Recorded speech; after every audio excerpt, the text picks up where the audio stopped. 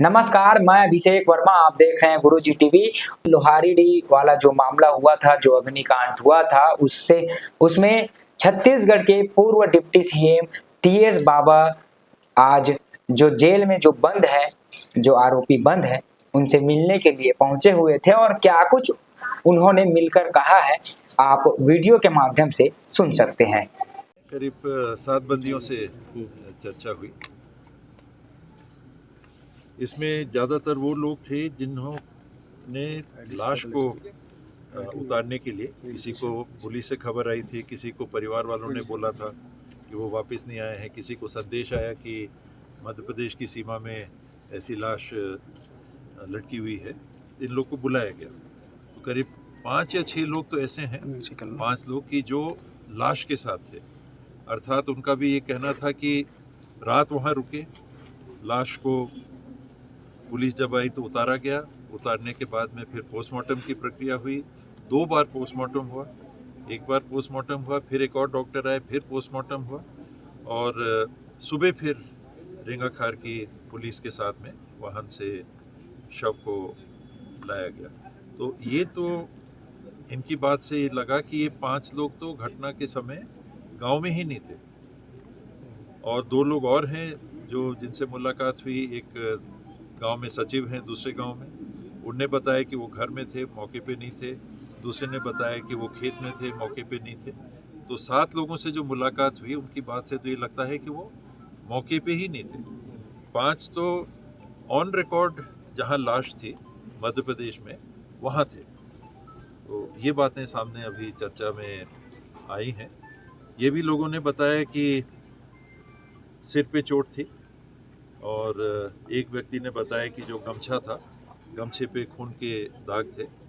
हाथ में यहाँ चोट थी, खून दिख रहा था, हाथ में चोट थी। एक व्यक्ति ने बताया कि यहाँ कोई चोट थी। तो इस प्रकार से अलग अलग ये बातें। 5 में से 3 लोगों ने बताया कि चोट थी और 5वें ने बताया कि जो कपड़ा था, गमछा जो पेड़ में लगा था, उस पर खून के निशान थे और दाहिने हाथ में यहाँ खून बह रहा था। ऐसा करके सर इस जो कार्रवाई हुई उस पर देखिए, मिलने से ही प्रथम दृष्टया दिख रहा है कि जो लोग बंदी हैं ये मौके पे ही नहीं थे। 5 लोग तो जो पोस्टमार्टम की प्रक्रिया के लिए मध्य प्रदेश में थे, रात वहीं पर सोए और दूसरे दिन पुलिस की जानकारी में आए, पुलिस के लोग वहाँ थे, एक कोतवाल भी साथ में था। तो जब लोग ही वहाँ नहीं थे तो प्रथम दृष्टया इनसे चर्चा में तो स्पष्ट लगता था कि तो मौके पे नहीं थे। तो ये 5 लोगों के बंद होने का तो समझ में नहीं आ रहा। एडिशनल एसपी को हटाया गया है, एसपी को भी हटा दिया गया है, एडिशनल एसपी के ऊपर निलंबन की कार्रवाई किया गया है। इससे संतुष्ट है? स्टाफ भी चेंज कर दिया गया थाना का। संतुष्टि तो तब होगी जब न्याय मिलेगा। एक व्यक्ति है जिनको फांसी में लटका हुआ पाया जाता है और उस व्यक्ति को ये बताया जा रहा है, उनकी जो पत्नी है बेवा, वो कह रही हैं कि एक व्यक्ति आए थे और उनको बुला के ले गए कि कहीं दमोह, नाम दमोह आ रहा है, कौन सा दमोह है, पास का कोई गांव होगा, वहाँ सब समाज की किसी बैठक के लिए हमको जाना है। तो ये व्यक्ति कहाँ है? आखिरी व्यक्ति अगर उनके साथ ये गए तो इन व्यक्ति का कुछ पता नहीं चल रहा है। और जहाँ घटना हुई, जहाँ पर लाश पेड़ से लटकती हुई मिली, वहाँ से 101 मीटर, किसी ने 50 मीटर कहा, किसी ने 100 मीटर कहा, किसी ने रोड के पास कहा। एक रोड वहाँ से जा रही है, उसके पास में मोटरसाइकिल वहाँ थी, चप्पल भी वहीं थे।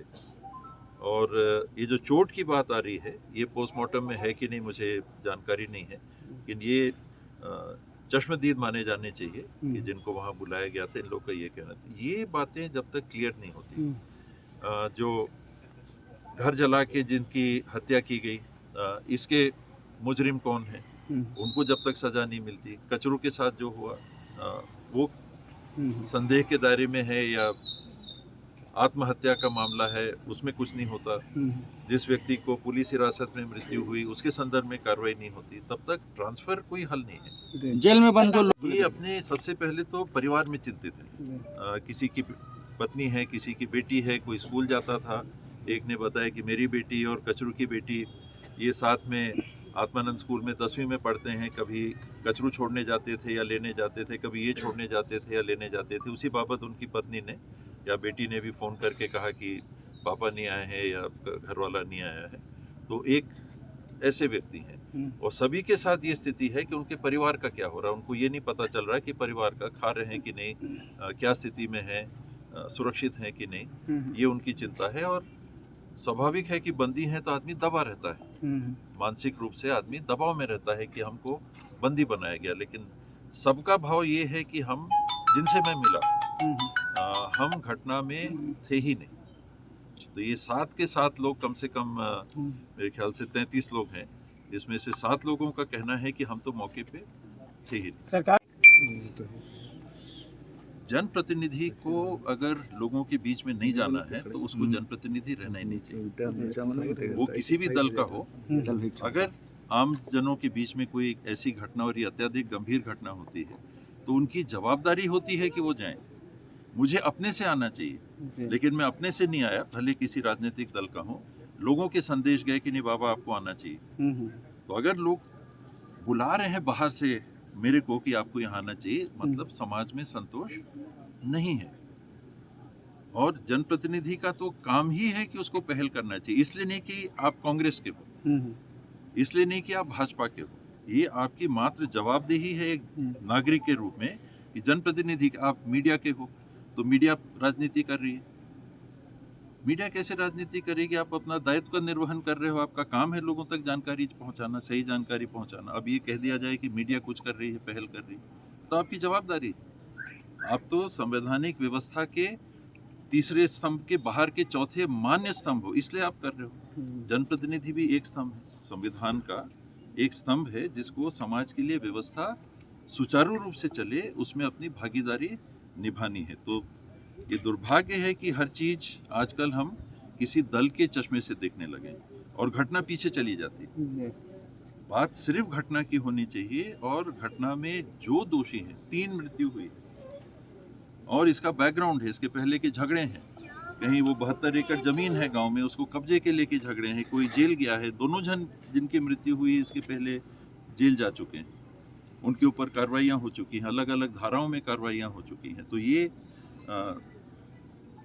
नाम चिन्हांकित शासन प्रशासन और आम लोगों की जानकारी में जीवन जीने वाले व्यक्ति हैं जो अनेकों घटनाओं में संलिप्त रहे, लेकिन किसी को ये अधिकार नहीं होता कि आप किसी की जान ले लें। कचरू साहू की मौत एमपी में हुई है और जो